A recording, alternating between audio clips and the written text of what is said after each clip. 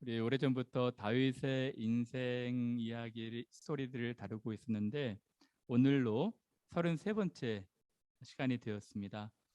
오늘로 다윗의 인생 스토리는 마무리하고 다음 주 한 번 더 다윗의 시편 중에 한 편을 살펴보면서 다윗의 신앙 고백을 함께 살펴보도록 하겠습니다. 오늘은 다윗의 인구조사, 여러분들이 많이 궁금해하시는 부분이기도 한데요.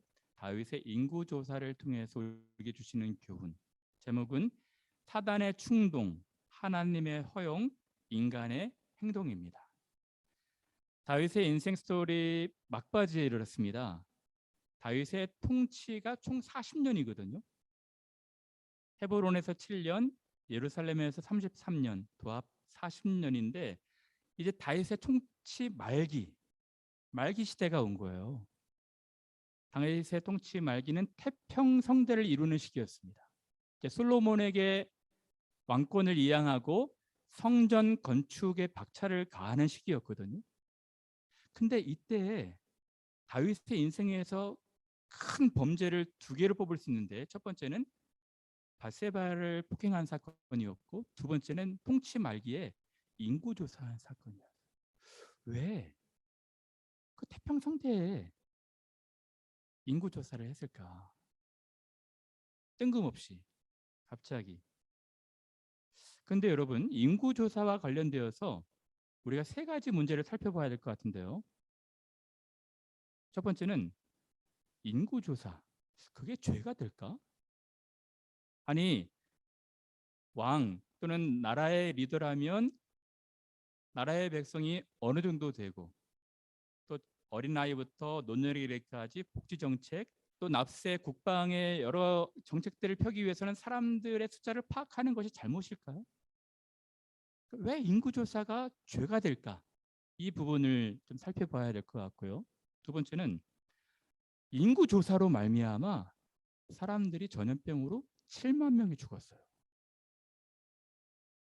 다윗 통치자의 잘못으로 왜 무고한 7만 명이나 사람들이 죽었을까?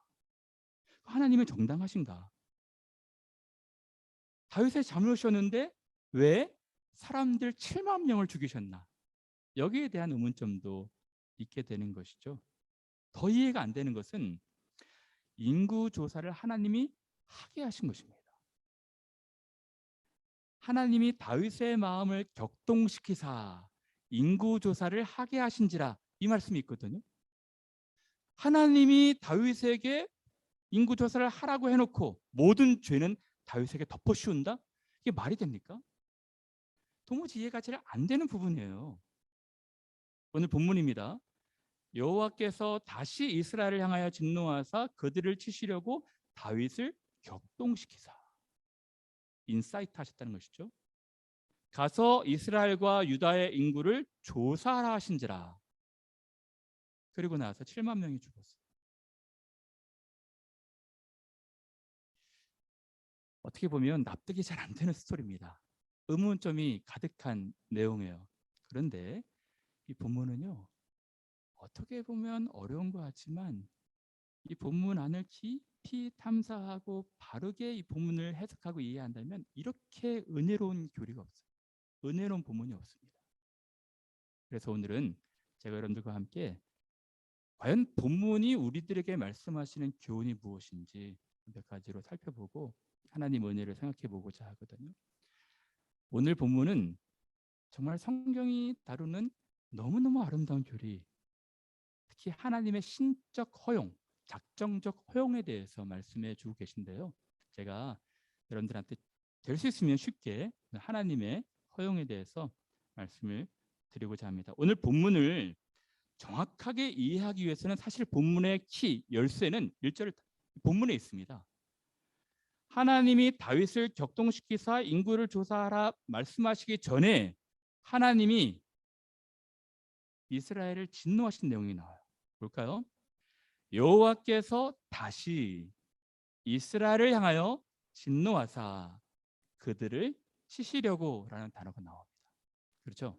그러니까 이 세 단어, 다시, 진노하사 그들을 치시려고, 이 본문을 이해하는 것이 제일 중요합니다. 첫 번째, 여호와께서 다시라고 했다면 그 이전에 한 번 진노하신 적이 있었어요. 언제였죠? 저랑 잘 따라오신 분들은 아실 겁니다. 하나님이 이스라엘을 향하여 크게 진노하신 적이 있었어요. 이스라엘 중에서 어떤 특정 부류 사람들, 그 사람들은 사울 집안 사람들이었습니다. 사울 집안 사람들이 언약을 파기하고 기브온 거민을 학살했잖아요. 하나님이 몹시 진노하셨어요. 그것이 다윗의 통치 초기에.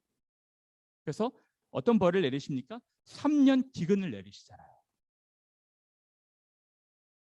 여러분, 기브온 거민들 그냥 이스라엘 사람들하고 어울려 잘 사는 사람들인데 사울이 잘못된 욕심을 가지고 그들을 어린아이부터 다 학살해버린 거예요.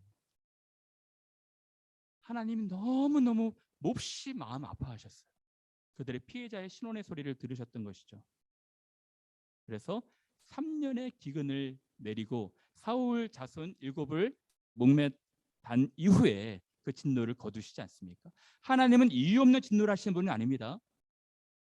오늘 우리 한국 정치를 보면 어떤 잘못된 리더가 어느 한 지역의 사람들을 막 학살하는 끔찍한 만행을 자행하지 않았습니까? 사과 한마디 없잖아요. 분통 터지는 일 아니겠습니까? 그런 거예요. 그래서 하나님이 다윗은 다루지 않았지만 그 일을 다루셨어요. 근데 이제 다시 진노하신 것입니다. 누구를 대상으로? 이제는 사울 집안이 아니라 이스라엘을 향하여 진노하신 거예요. 이스라엘 향하여 진노하사 그들을 치시려고. 궁금한 것은 그들이 누굽니까? 이스라엘의 죄가 무엇이었을까요? 다시 진노를 받아야 될 이스라엘의 죄가 정확하게 나와 있지 않습니다. 근데 학자들이 추정하기로는 이스라엘의 죄는 압살롬의 반란에 동조했던 사람들, 쿠데타 세력들입니다. 그러니까 나라의 국가 기강을 흔들고 나라를 전복시키려 했던 쿠데타 세력들. 제가 다루지는 않았지만 압살롬의 반란이 진압이 되었음에도 불구하고 다윗을 왕으로 인정하지 않는, 하나님이 기름 부음 받은 사람을 왕으로 인정하지 않고 또 반란을 일으키는 한 세력이 있었어요. 세바의 반란. 압살롬, 세바, 이 반란에 동조했던 쿠데타 세력들이 있었습니다. 근데 이들이 다뤄지지 않았던 거예요. 하나님은 공의와 정의를 세우시기 위해서 잘못된 것을 바로 잡으시려고 하셨다는 것입니다. 이 다윗의 통치 말기가 되었음에도 불구하고 반란 세력들, 학살 세력들, 쿠데타 세력들이 여전히 득이양양하고 있었어요. 여러분 생각해 보십시오. 우리나라가 한 36년간 일제 치하에 있었죠.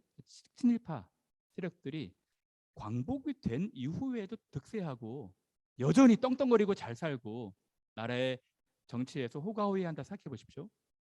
정의가 세워져야 되는 것 아니겠습니까? 마찬가지였던 것입니다.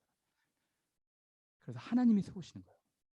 하나님께서 다시 이스라엘 향하여 진노하사 그들을 치시려고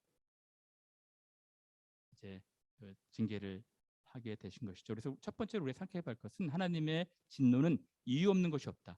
항상 하나님께서 공의와 정의를 세우시기 위해서 징계하신다는 것입니다. 그러면 문제는 이것입니다.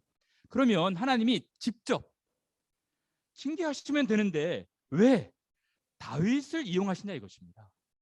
다윗을 격동시키사 가서 이스라엘과 유다의 인구를 조사하라 하신지라. 이상하죠.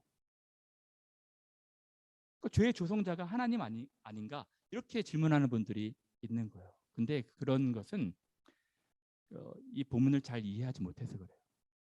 우리나라 한글 번역이 좀 어렵게 돼서 그렇습니다. 이런 본문을 이해하기 위해서는 다른 본문을 여러분들이 병행으로 두고 공부를 하셔야 되는 것입니다. 어떤 본문이죠? 역대상입니다. 역대상에 똑같이 나와 있어요. 사무엘하는 하나님이 다윗을 격동시키사 인구를 조사하라 말씀하신 것 같아 보이고, 역대상에는 사탄이 일어나 이스라엘을 대적하고 다윗을 충동하여 이스라엘을 계수하게 하니라. 똑같이 인사이트로 번역이 됐는데 다른 성경은 move, 다윗의 마음을 움직였다는 것입니다. 그리고 부추겼다는 거예요. provoke. 이제 인구 조사할 수 있도록 부추긴 것은 사단이었고 또는 하나님이었어요. 이상하죠? 어느 본문이 맞는 것입니까? 결론적으로 말씀을 드리면 두 본문 다 맞아요. 두 본문 다 맞는데 이 용어상에서 조금 우리가 정리해야 될 것이 좀 필요합니다. 근데 제가 이 용어상 정리를 하기 전에 먼저는 인구조사에 대해서 먼저 정리를 하고 싶어요. 여러분, 인구조사 잘못된 일인가요? 나쁜 것인가요? 어느 한 나라의 리더가 좋은 정책을 펼치기 위해서는 나라의 구성원들이 누가 있는지를 정확하게 파악하는 것, 센서스가 필요하지 않겠습니까? 여러분들이 이런 인구조사의 이야기를 볼 때 당시 현장의 상황들을 좀 고려하셔야 됩니다. 이스라엘 근동의 나라들은 인구조사를 했지만 하나님이 다윗에게는 인구조사를 하라 말씀하신 적이 없어요. 근데 하나님이 이전에 모세에게는 인구조사를 명하신 적이 있습니다. 두 번이나. 민수기죠. 민수기를 영어로 넘버스라고 그러죠. 백성의 숫자, 민수. 그러니까 백성의 숫자를 세라는 거거든요. 두 번 세라고 하셨습니다. 그러면 왜 하나님께서 모세에게 인구조사 두 번이나 하라 하셨을까요? 첫 번째는 언제였냐면 출애굽하고 나서 바로. 출애굽하고 나서 모세가 인구조사를 하거든요. 그 목적과 동기는 뭐였냐면 하나님의 약속을 확인하라는 거예요. 그러니까 하나님께서 아브라함에게 약속하신 거 있지 않습니까? 아브라함아, 네가 나를 믿으면 내 자손들은 하늘의 별처럼 바다의 모래알처럼 많아지게 할 것이다. 그거를 확인하라는 것입니다. 그래서 모세가 수많은 사람들을 인구조사하면서 야, 하나님이 아브라함에게 약속하신 것을 성취하셨구나 깨닫게 된 거예요. 하나님의 은혜에 감사한 것입니다. 그리고 이 광야에서 가나안 진영 배치를 해서 지파별로 이제 진군할 수 있도록. 그래서 인구조사하게 하신 거예요. 두 번째는 언제 하게 하셨을까요? 이제 가나안 땅에 입성하기 바로 직전에 40년 이후에. 그때 왜 하게 하셨을까요? 그래서 많은 광야의 사람들이 원망하고 불평해서 죽었지만 여전히 하나님이 그들을 보호하셨다는 것 확인하라는 것입니다. 그래서 똑같이 200만이었죠. 그때 인구조사하니까 사람들이 200만 명이었어요. 그리고 가나안에 들어갔을 때 이제 지파별로 땅도 분배해야 되고 여러 군대에도 형성이 돼야 되니까 인구조사하게 하신 거예요. 그러니까 모세는 하나님의 주신 약속 확인하고 또 진영 배치할 수 있도록 인구조사하게 하신 거예요. 다윗은 달랐습니다. 다윗은 그러면 왜 인구조사를 했을까요? 목적과 동기가 달라요. 다윗은 통치 말년에 태평성대를 이루고 있었거든요. 단에서부터 브엘세바까지 백두에서 할라까지 전체가 다 태평성대를 이루었음에도 불구하고 인구조사를 했던 것이 뭐냐면 다른 나라를 침략하려는 의도였든지 아니면 통치 말년에 자기의 치적, 자기의 업적을 과시하고 자랑하기 위해서. 하나님을 의지했어야 되는데 이제는 군사의 수 130만 명이었죠. 군인이. 130만 명의 군인의 수를 의지하고 과시하고 자랑하기 위함이었어요. 다윗이 한 일입니까? 하나님이 하신 거예요. 반란도 진압하게 하시고 어려움도 극복하게 하시고 모든 것을 다 40년 동안 하나님이 하신 것인데 다윗은 말년에 자기가 좀 우쭐대는 마음이 있었어요. 교만한 마음. 그래서 자기 말년의 치적 업적을 한번 정리하기 위해서 과시하기 위해서 인구조사를 한 것입니다. 이 마음이 있다는 것을 사단이 알았어요. 그래서 사단이 일어나 이스라엘을 대적하고 다윗을 충동한 것입니다. 인사이트한 것입니다. 다윗아, 너 좀 자랑스럽지 않니? 자랑하고 살아라. 군사의 수를 의지하라 하고 충동해서 이스라엘을 계수하게 한 것입니다. 이것은 잘못이었어요. 그러면 사무엘하 24장은 어떻게 우리가 해석을 해야 될까요? 이것입니다. 사탄은 충동하고 선동하고 부추기는 자예요. 근데 하나님은 이것을 허용하시는 거예요. 퍼미션, allowance. 사단이 계속해서 충동하니까 하나님이 그것을 한시적으로 허용하신 것입니다. 다윗이 하게 하신 거예요. 내버려 두신 것입니다. 여러분 이것이 너무 중요합니다. 다시 한번 정리해 볼게요. 사단은 충동하는 자이고 하나님은 허용하시는 분이고 이 행동의 주체는 사람이 하는 것입니다. 본문을 좀 깊이 들어가기 위해서 먼저 명제를 들어야 될 것 같아요. 여러분, 이 네 가지 명제는 반드시 잊지 마십시오. 첫 번째, 하나님은 선하신 분입니다. 하나님은 지극히 선하신 분. 두 번째, 사단은 악하다는 거예요. 세 번째, 사단은 악하기 때문에 하나님을 싫어하고 사람들을 싫어하기 때문에 사단은 인간을 파멸하는 것이 목적입니다. 파멸하기 위해서 유혹하는 거예요. 선동하는 것입니다. 충동질하는 거예요. 네 번째, 하나님은 비록 사단의 부추김, 사단의 그 악한 의도, 파멸의 의도를 아시고 유혹하는 것 아시고 허용하시지만 궁극적으로는 합력하여 선을 이루신다는 것입니다. 다시 한번, 첫째는 하나님 선하시다. 두 번째는 사단은 악하다. 세 번째, 사단은 인간을 파멸시키려고 유혹한다. 네 번째, 하나님이 허용하시지만 궁극적으로는 선으로 이끄신다는 것입니다. 이 명제를 알고 이제 문제를 풀어가야 될 것 같습니다. 여러분, 하나님의 허용, 사단의 충동을 잘 이해하기 위해서는 욥에 대해서 알아야 됩니다. 욥. 여러분, 욥기서를 보십시오. 하나님은 욥을 사랑하셨어요. 이 세상에 욥과 같은 자가 있는가? 없다. 이 사람같이 의롭고 경건한 사람은 없다. 하나님이 칭찬하셨어요. 하나님은 충동하시지 않습니다. 하나님은 격동하시지 않는 거예요. 사단이 와서 유혹하는 것입니다. 사단이 와서 하나님, 욥이 하나님 섬기는데 까닭 없이 하나님 섬기는 줄 아십니까? 하나님 다 축복하셔서 그래요. 그 하나님 축복하신 재물, 재산 다 가져가 보십시오. 하나님 원망할 거려? 이 사단이 충동하는 거예요. 사단은 인간을 파멸시키기 위해서 유혹하는 것입니다. 근데 하나님은 허용하시는 것이죠. 하나님은 그렇게 한번 해봐라. 목숨은 건드리지 말아라. 하나님은 허용하시는 분이신 것입니다. 그리고 혹시 사람들이 잘못 선택하거나 또 잘하거나 하나님 궁극적으로 합력하여 선을 이루시는 분이라는 거예요. 제가 여러분들한테 이 본문을 좀 쉽게 이해하기 위해서 예를 들어볼게요. 이런 예입니다. 아담도 얘기할 수 있고 바로도 얘기할 수 있는데 여러분들 혹시 어려워할 수 있으니까 삶의 예를 한번 들어볼게요. 어떤 아이가 있어요. 아이가 있는데 돈이 좀 필요해요. 그래서 아빠 방, 엄마 방에 몰래 들어가요. 옷장을 뒤져가지고 아빠 옷에서 지갑을 꺼내서 한 장씩 한 장씩 빼거든요. 그래서 자기가 써요. 근데 아빠가 알아요. 돈이 빈다는 걸 알고 아이가 하나씩 하나씩 갖고 간다는 걸 알아요. 아빠는 그냥 가만히 계셔요. 근데 아이가 또 돈이 필요해요. 게임기도 사야 되고 뭘 해야 되니까. 근데 이때 사단이 유혹하는 것입니다. 사단이 이제 아빠 방에 들어가지 않게 하고 테이블 위에, 거실에 있는 테이블 위에 아빠 지갑을 놓는 거예요. 그것은 사단의 유혹거리입니다. 그렇죠? 근데 하나님이 내버려 두시는 거예요. 허용하시는 거예요.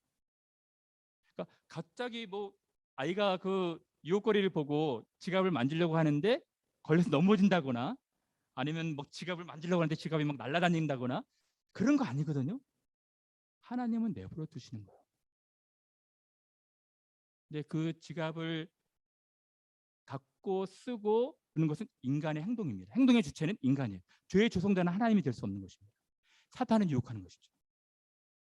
아시겠습니까? 하나님은 악을 행하도록 허용도 하시지만 선도 행할 수 있도록 허용하시는 분이세요. 얼마 전에 우리 아들 은표가 여기 가게에서 일하거든요. 아르바이트를 해요. 아르바이트를 하는데 유혹을 하나 받았대요. 뭐냐면 중국 20대 되는 중국 청년인데 굿땡 이 지갑을 갖고 왔는데 두둑한 돈이 들은 지갑을 갖고 왔대요. 뭐 얼마 안 되는 거 사는데 50파운드 노트를 냈다는 거예요. 야, 대단하다 저 친구. 근데 이 친구가 그 지갑을 놓고 갔대요. 그 지갑을 딱 보니까 50파운드짜리가 한 수십 장이 있더래요. 순간적으로 이것은 유혹입니다. 유혹거리 확 들어온 거예요. 혹 여기서 한 장이나 두 장이나 내가 쓸 수 있을까? 이것은 유혹입니다. 사탄이 죄를 짓게 하기 위해서 유혹거리를 주는 거예요. 충동시키는 것입니다. 근데 여기서 하나님도 허용하시는 거예요. 내버려 두시는 거예요. 아시겠습니까? 근데 그 15분 뒤에 정확하게 또 그 중국 여학생이 들어왔다 하더라고요. 너 지갑 찾고 있다고, 지갑 여기 있다고 해서 내줬대요. 그러니까 지갑을 일정 숨기거나 아니면 내어주거나, 그것은 행동의 주체는 사람인 것이죠. 아시겠습니까? 다시 예를 들어볼게요. 한 청년이 있어요. 20대 청년, 남성. 혈기왕성한 때, 젊었을 때는 또 욕망이 가득할 수 있지 않습니까? 특히 또 성적 욕망도 절제하지 못하는 것이 있을 수 있잖아요. 그게 사람의 마음이에요. 근데 길을 가다가 너무너무 이쁜 여인을 본 거예요. 집에 와서 인터넷을 보다가 그 여인과 너무 닮은 그 아름다운 아가씨가 수영복을 입고 있어요. 그것은 사단의 유혹입니다. 그래서 확 그 유혹을 받아가지고 조금 절제했어야 되는데 안 좋은 마음 품고 안 좋은 사이트를 들어가요. 그죠? 그러니까 사단이 우리가 죄짓게 하기 위해서 충동하는 것입니다. 근데 하나님이 허용하시는 거예요. 거기서 갑자기 전기가 막 나가거나 인터넷이 먹통이 되거나 하나님 방해하실 수도 있는데 하나님 그렇게 안 하시는 거예요. 아시겠습니까? 그리고 또 나쁜 어떤 생각을 하고 행위로 가는 것은 행동의 주체는 사람인 것이죠. 요셉을 보십시오. 요셉은 젊은 17살 나이에 이억 만리 타국 땅에 노예로 팔려왔습니다. 근데 성실하게 일해서 거기서 인정을 받았어요. 근데 외로워요. 젊어요. 욕망이 없겠습니까? 근데 유혹거리가 찾아왔어요. 사탄이 유혹합니다. 보디발의 아내가 얇은 옷을 입고 와서 유혹을 해요. 이것은 사탄의 충동인 것입니다. 근데 하나님이 허용하시는 거예요. 하나님이 거기서 그 여자 잡아가지고 막 그 코트 막 덮어주고 그러시는 분 아니신 거예요. 우리에게 맡기신 것입니다. 아시겠습니까? 하나님이 허용하시는 거예요. 요셉은 거기서 뛰쳐나올 정도로 그 유혹을 이긴 것입니다. 그러니까 선을 행하고 악을 행하는 행동의 주체는 사람인 거예요. 사단은 계속해서 우리 믿음을 파멸시키기 위해서 유혹합니다. 하나님은 내버려 두시는 거예요. 여러분, 한 사업가를 볼까요? 또 하나 예입니다. 사업가가 열심히 믿음 생활도 하고 막 사업을 열심히 해가지고 사업을 잘 이뤘어요. 근데 재난을 맞았어요. 재난을 맞아가지고 겹치고 겹치는 설상가상의 재난 때문에 재산을 다 탕진해 버렸습니다. 여러분, 그 재난이 사단으로 온 것인지는 알지 못하겠지만 어쨌든 그 재난을 통해서 우리의 믿음을 파멸시키는 것이 사단의 유혹입니다. 사단은 우리들의 신앙을 파멸시키기 위해서 계속해서 충동질하는 거예요. 근데 하나님은 허용하십니다. 어떤 선택을 하든 간에 우리가 궁극적으로 선으로 갈 수 있도록 도우시는 거예요. 욥을 보십시오. 욥은 사업가였어요. 빌딩 7,000채 있고 자동차 300대 있고 뭐 어마어마한 부였습니다. 하루아침에 망했잖아요.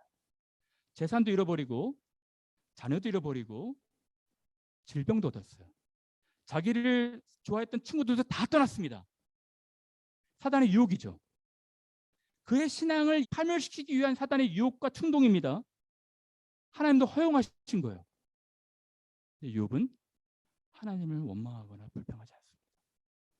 주신 이도 하나님이시고 취하신 이도 하나님이시니 나의 가는 길을 그가 하시나니 내가 이 길을 다 통과한 뒤에는 정금같이 되어 나올 것이다.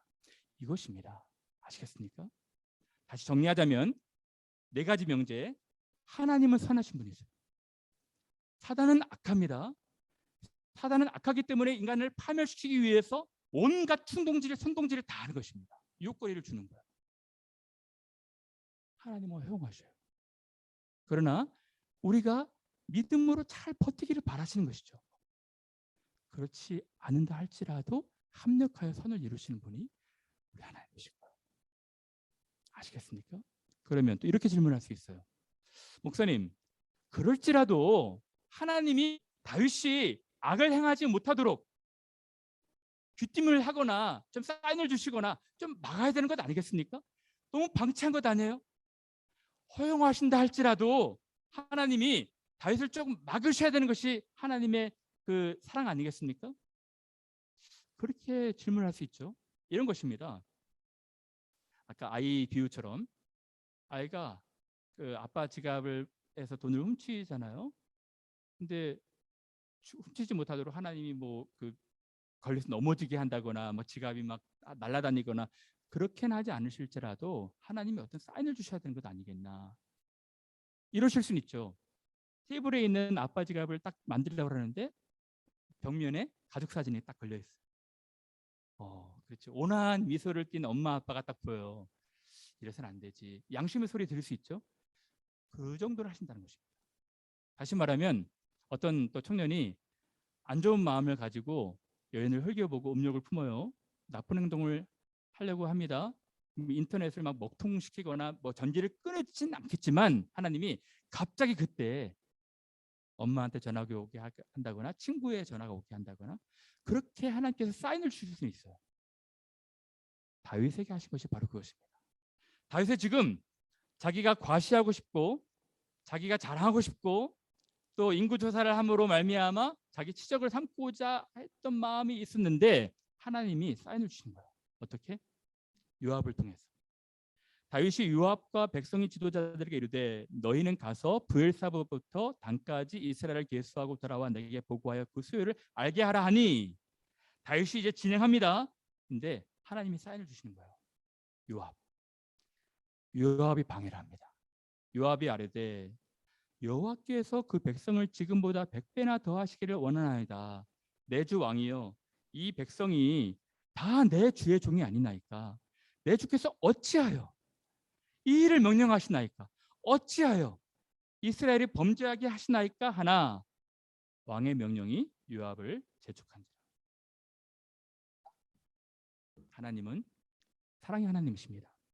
그래서 사단이 계속 충동하고 유혹하고 선동하고 부추겨도 하나님이 일정적으로 허용하시지만 그 죄를 범하지 않도록 계속해서 우리에게 사인을 주시는 거예요. 여러분들에게 한번 적용해 보십시오. 여러분들의 마음, 죄된 마음을 사단이 부추겨요. 하나님도 일정적으로 허용하십니다. 그러나 그런 죄의 끔찍한 쓰라리고 쓰라린 뒷맛을 알게 하시면서 멈추게 하시는 거예요. 여러분 요압이 신앙적인 인물입니까? 그렇지 않아요. 요압은 자기의 정치적인 목적으로 판단하는 분이거든요. 근데 지금 요압이 방해를 하잖아요. 이것은 옳지 않은 일입니다.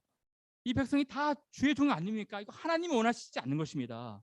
왜 이런 일을 명령하셔서 이스라엘을 괴롭게 하십니까? 근데 다윗이 이미 마음을 품었어요.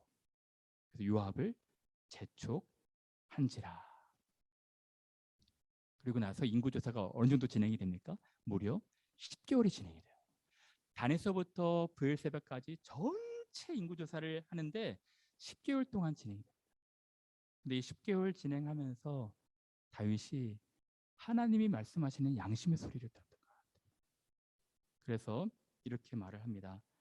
다윗이 하나님께 아뢰되 내가 인구조사 이 일을 행함으로 큰 죄를 범하였나이다. 이제 간구하옵나니 종의 죄를 용서하여 주옵소서.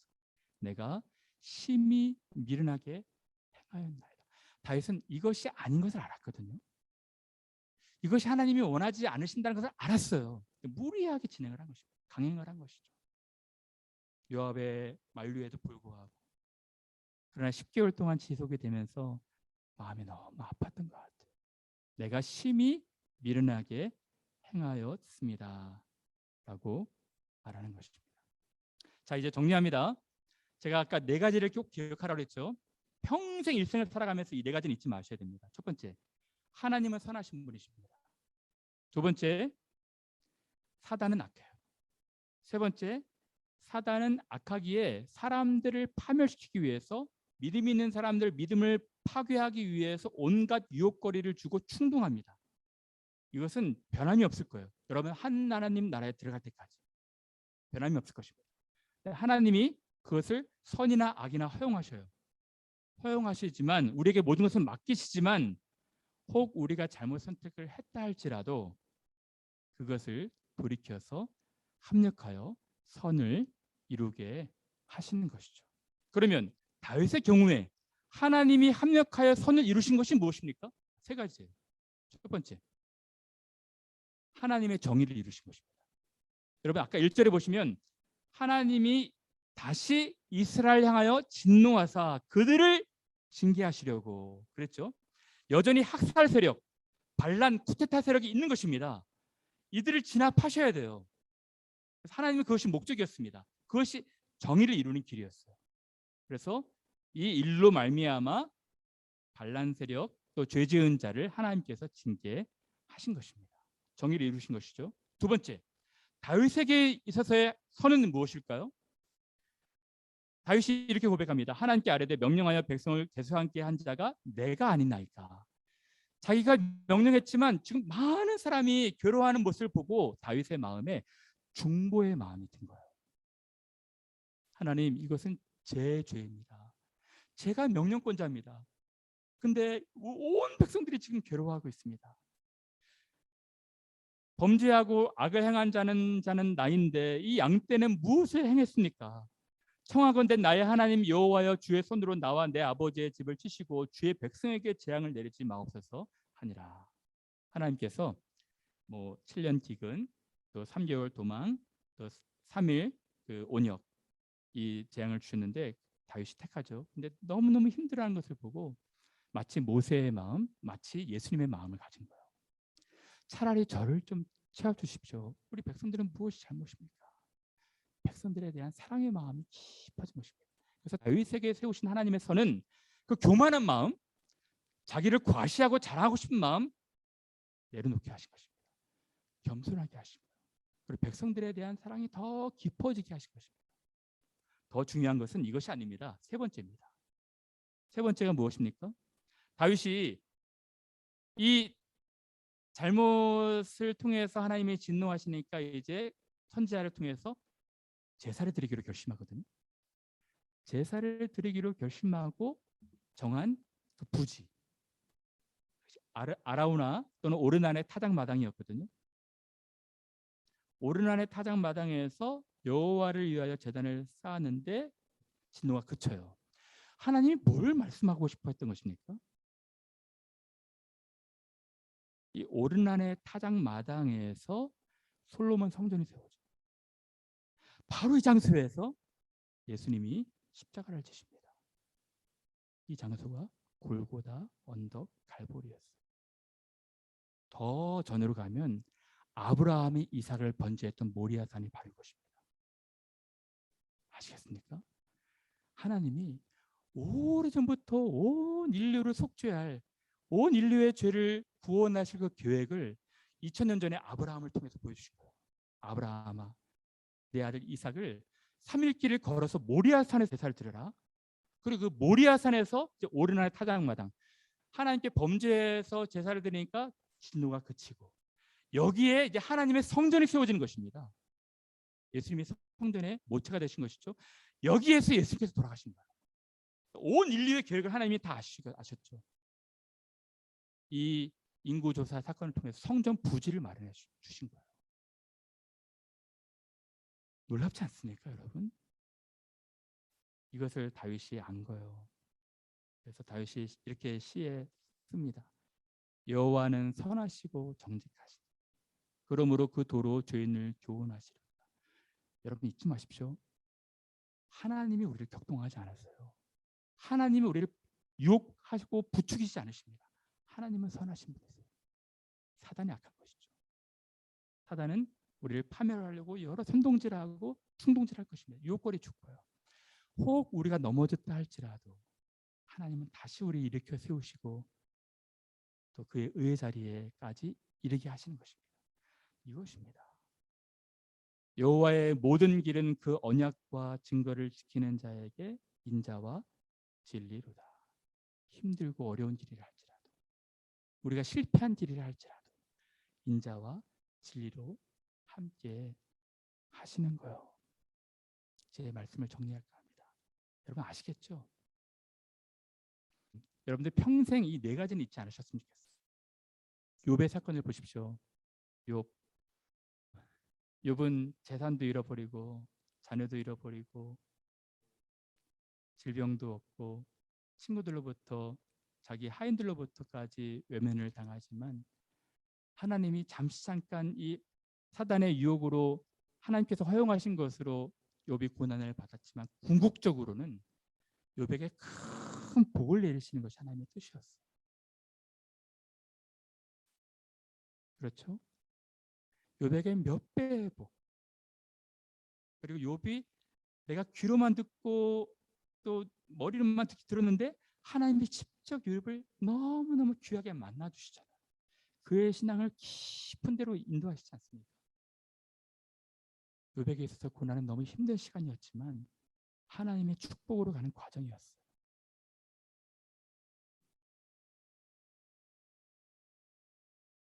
말씀 마치면서 잠깐 제 얘기를 하는 것이 좋겠다 생각이 들어요. 정확하게 5년 전이네요. 큰 교통사고를 당했잖아요. 저희 가정에 있어서는 큰 고난이었습니다.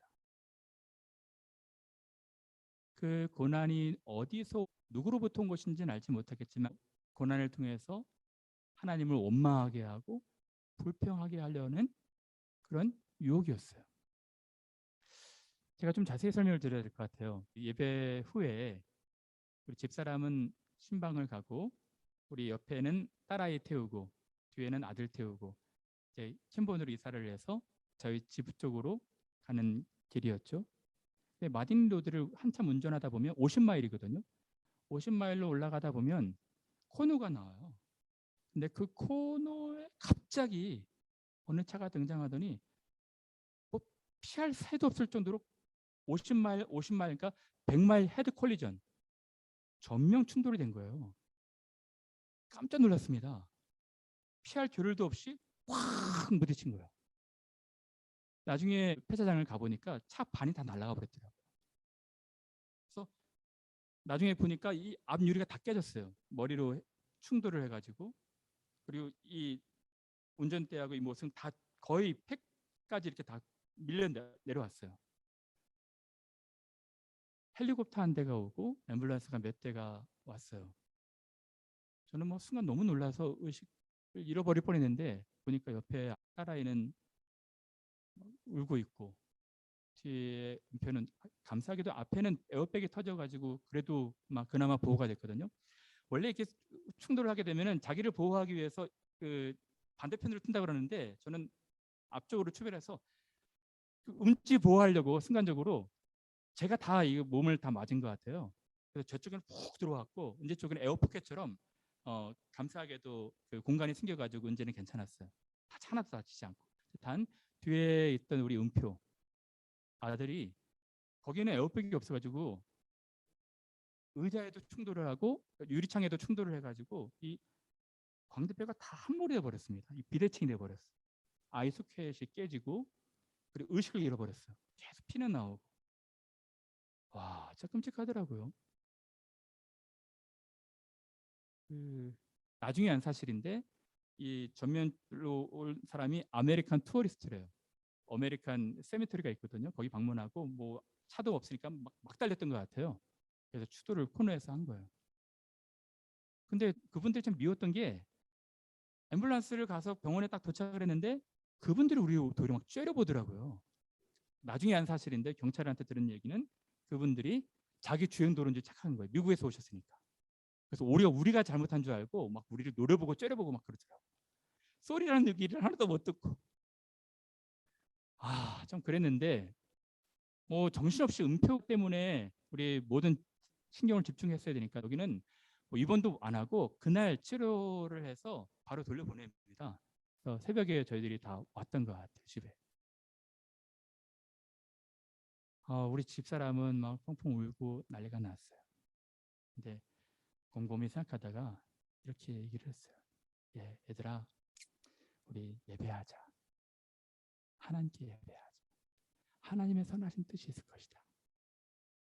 사실 저도 마음이 그렇게 막 좋진 않았지만 함께 네 사람이 모여서 예배를 했어요. 예배라고 제가 이렇게 기도하자고 했습니다. 하나님께서 우리에게 주신 은혜를 감사하자. 그래서 각자 감사거리 뭐 10가지, 20가지 생각해가지고 감사할 제목 가지고 기도하자. 기도를 했어요. 근데 제가 참 감동을 받았습니다. 우리 아들 은표가 이렇게 기도하는 거예요. 하나님, 원래는 제가 앞자리에 앉았어야 되는데 우리 누나가 앞자리에 앉아서 덜 다치게 해주셔서 감사합니다. 왜냐하면 은지가 그 다음날 중요한 시험이었거든요.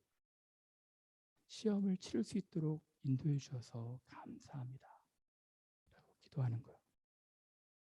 그리고 두 번째는 우리 바로 뒷차에 간호사가 타게 해주셔서 감사합니다. 응급치료가 좀 필요했는데 바로 뒤에 있는 간호사가 내려와서 저는 나중에 알았어요. 그분이 간호사인지. 간호사로 계속 우리를 안심시키고 치료해 주는 거예요. 그리고 또 제가 세 번째로 기도한 것은 우리 사고 나게 한 그 노부부, 60대 된 노부부였거든요. 그 부부가 건강하게 해주셔서 감사합니다. 나중에 한 사실인데 이분들은 차가 좋아가지고 에어백이 8개가 터졌더라고요. 앞에 2개, 옆 사이드, 밑에 무릎 다 터진 거예요. 그게. 그러니까 이분들은 완전히 공처럼 보호가 된 겁니다. 근데 은표 이야기는 그거예요. 혹 그분들이 노부부인데 좀 안 좋게 되었으면 우리 마음이 너무 아프지 않았겠냐. 그렇게 기도를 드리는 거예요. 근데 제가 다 기억이 나지 않지만 너무 감사했어요. 그리고 저도 그런 기도를 드렸습니다. 안전벨트 하게 해주셔서 감사합니다. 저는 그 전까지는 거의 안전벨트 안 했어요. 배 나와가지고 불편하다고 거의 안전벨트 안 했는데 그날 딱 안전벨트를 했거든요. 우리 셋이 다. 안전벨트 안 해서 큰일 날 뻔했겠더라고요. 두 번째, 주일 예배 전이 아니고 후가 되게 해주셔서 감사합니다. 주일 예배 전이면 예배를 드릴 수 없잖아요. 예배 드리고 가는 길이라서 감사합니다. 또 세 번째는 엄마가 없어서 감사합니다. 엄마가 마침 그때 저 신방이 있어서 한 사람은 우리를 돌봐야 되잖아요. 저도 뭐 갈비뼈가 다 나갔으니까. 여러 감사할 거리로 기도를 하게 된 거예요. 그리고 은지는 사실은 그때까지는 우리 딸아이는 뭘 공부할지 어느 대학을 갈지를 잘 판단을 못했는데 그때 병원을 왔다 갔다 하면서 의사 선생님들을 많이 보고 와 멋지다라고 생각했던 것 같아요. 그래서 의대를 가게 되는 동기가 또 됐어요. 자기가 그쪽 의사 되고 싶다 하게 된 계기도 된 거예요. 그러니까 여러 가지 세어보니까 진짜 감사할 거리가 많더라고요. 그리고 우리 은표 광대뼈가 함몰돼서 이 비지대칭이 돼가지고 걱정을 많이 했거든요. 또 누가 어떤 분이 자기도 아는 분도 똑같은 사고를 당해서 평생 이게 안 고쳐진대요. 근데 아덴버러병원 너무 훌륭한 의사를 만나셔서 지금은 우리 가정에서 유일하게 성형수술, 뷰티 한 친구는 은표밖에 없거든요. 이 안에 그 바늘을 집어넣어가지고 이 광대뼈를 다 글로리 해가지고 다 마치고 지금 완벽하게. 그래서 지금은 움직이는 느낌도 느낄 수 있다 하거든요. 여러분, 이 고난이 어떻게 온 것인지는 알지 못하지만 이 고난을 통해서 사단이 우리의 믿음이 떨어지고 하나님에 대해서 원망하게 하고 불평하게 하는 유혹은 맞습니다. 충동한 것이죠. 욥처럼. 그러나 우리 가정으로 봤을 때는 그 사건을 통해서 더 깊은 신앙으로 나아갈 수가 있게 되었어요. 지금은 우리 아들 은표 공부 한 자도 안 하고 24시간 동안 베드에 누워 있어도 너무 이뻐 보여요. 그냥 사람만 준 것도 고맙다. 욕심이 다 없게 되었어요. 이것입니다. 끝으로 2년 정도 전 세계가 우리 공동체가 팬데믹 현상으로 힘들어하고 있어요. 작년 말 또 올해 초 우리 교회에도 많은 환자들이 속출했었죠. 진짜 곁에서 지켜보는 제 마음이 너무 아플 정도였어요. 계속 2, 3주 동안 기침하고 뭐 열이 나가가지고 너무 힘들어하는 그들을 보면서 차라리 제가 아팠으면 좋겠다 싶을 정도로.